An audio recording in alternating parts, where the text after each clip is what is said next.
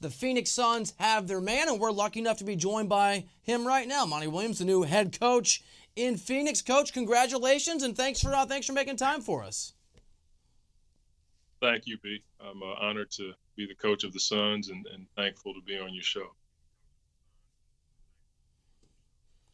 You were a very hot name, a very hot commodity in terms of head coaching openings that were out there. What is it about the Suns organization, the young roster, that attracted you to the job and obviously leads you to believe you folks can have some success there?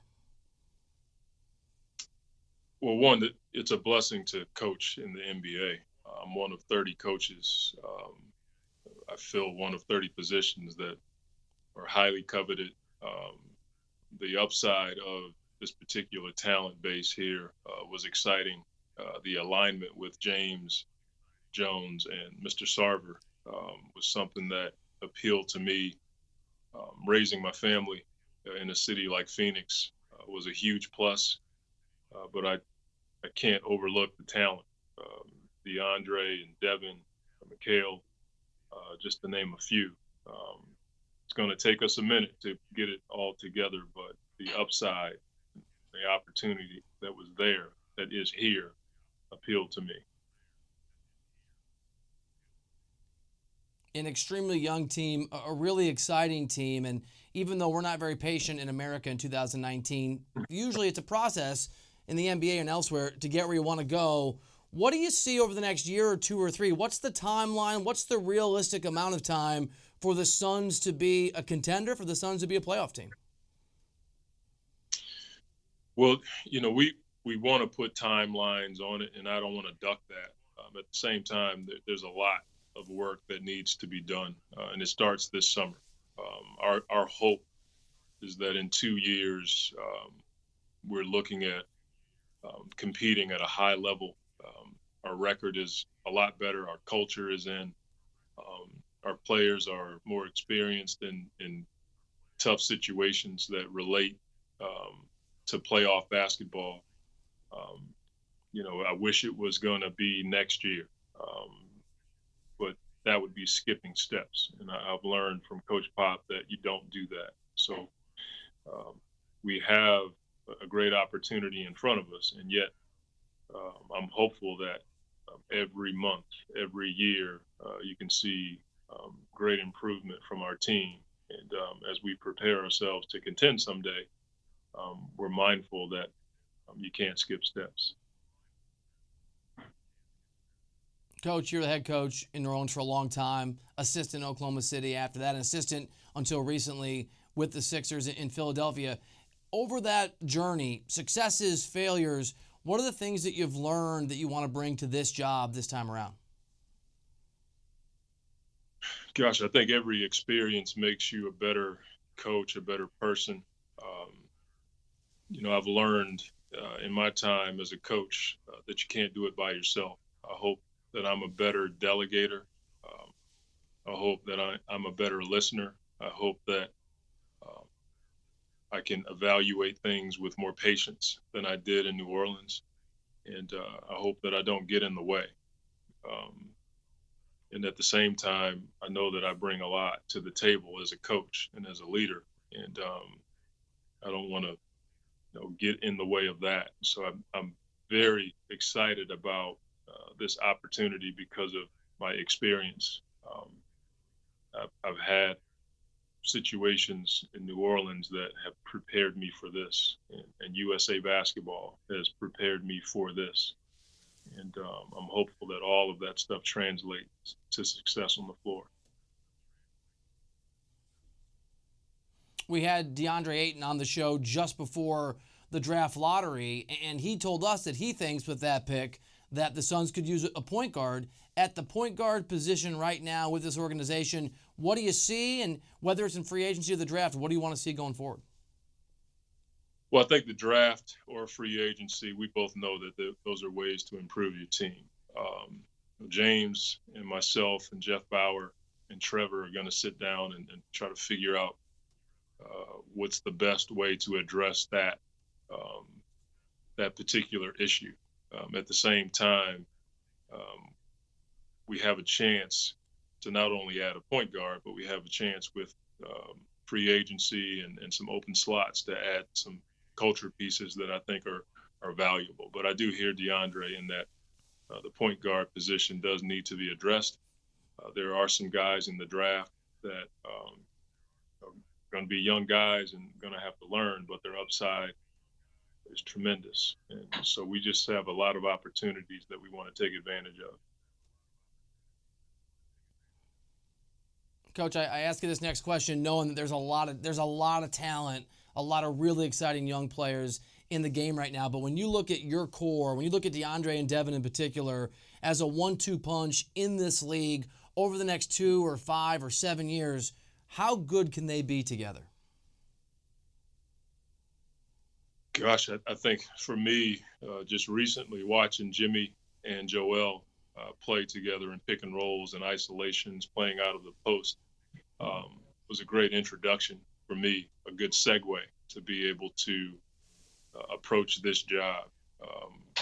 I was a coach in Portland when we had a young Brandon Roy and a young LaMarcus be very effective in their own environments and together in pick and roll from the top of the key, from the elbow. And it's my job to put those two in situations where they can have a relationship on the floor. And it takes a lot of work, a lot of communication, but those two have the ability by themselves to carry you every night. And along with McHale and hopefully re-signing Kelly, who can be a huge part of our program going forward. And, Josh is a highly talented, highly skilled player.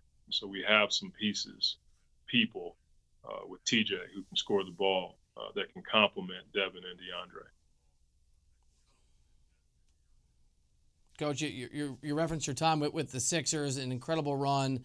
We all know a heartbreaking way that season came to an end, the quadruple bounce shot by Kawhi Leonard. I'm sorry to bring it up, but I got to ask you, because heartbreak and joy, it's part of sports. Is that the most heartbreaking way that you've ever, as a player or as a coach, had a season, had a critical game come to an end? Yeah, I mean, to end the season, probably. It still bothers me, even though I'm in Phoenix now, watching that ball hit the side of the rim, go straight up in the air, and then hit the rim 3 more times and fall in.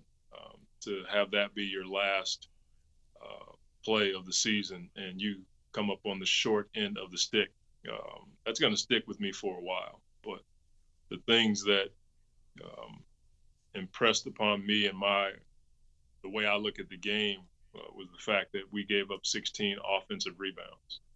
And, if you look at their starting lineup, they only had one guy with a positive plus-minus. That was Kyle, and it was +2, and we lose by 2 points. And so the shot was devastating, but there were other variables that didn't allow us to overcome Toronto. And obviously, as a result of that shot, the thinnest of margins, your team came very close to an overtime and a win, potentially. If you're Milwaukee, as fans, we get ready for that series to continue. What does Milwaukee need to do to try to get a win on the road and try to take really a stranglehold on this series tonight? Well, it starts with Kawhi. He's a guy that you have to not only double team at times, you got to keep him from getting the ball. We were not as effective early in the series. We got better in Philadelphia and made it tougher on Kawhi. And then Kyle is he's an engine. You can't allow Kyle to dictate the game. He's so good. He can force his will on the game. And so Milwaukee was the best defensive team in the league last year. Coach Bud is one of the better coaches in the league. They've done enough to win games. They did enough to win the last game. Giannis just fouled out. It just seemed like both teams were tired, but I think Middleton said it best. He was emotionally more tired than he was physically tired. To have the stamina to play 48 plus is what both teams are going to have to do tonight. I'm looking forward to learning from that game.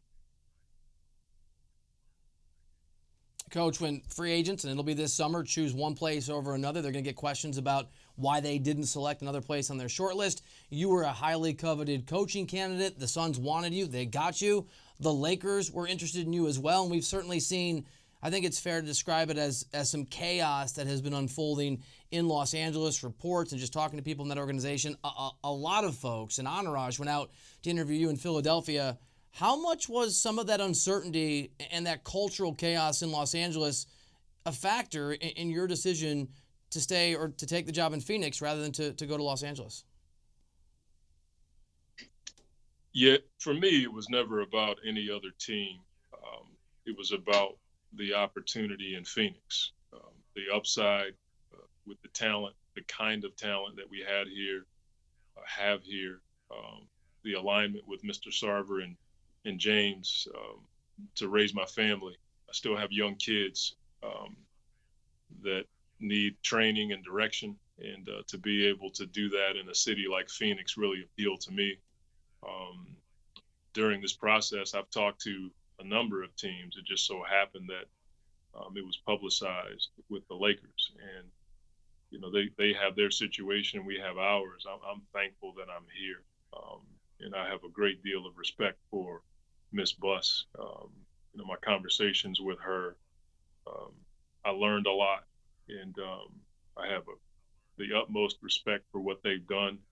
And I just felt like this opportunity to be aligned with this group was the best thing for me. And to be straight, Mr. Sarver hired me, and he's the only person that did. So it just worked out for me and my family. Coach, last year the Suns, for me, a must-watch on League Pass. Really exciting young team. Very excited to watch you mold them into a competitor. Thank you for making time. I know it's a busy day. Congrats on the gig again, and thank you for including us on your whirlwind introduction to Phoenix and into the world as the head coach in Phoenix. No, man, thank you for having me. I'm very blessed and honored to do what I do, and honored to be on your show, and can't wait to get to work.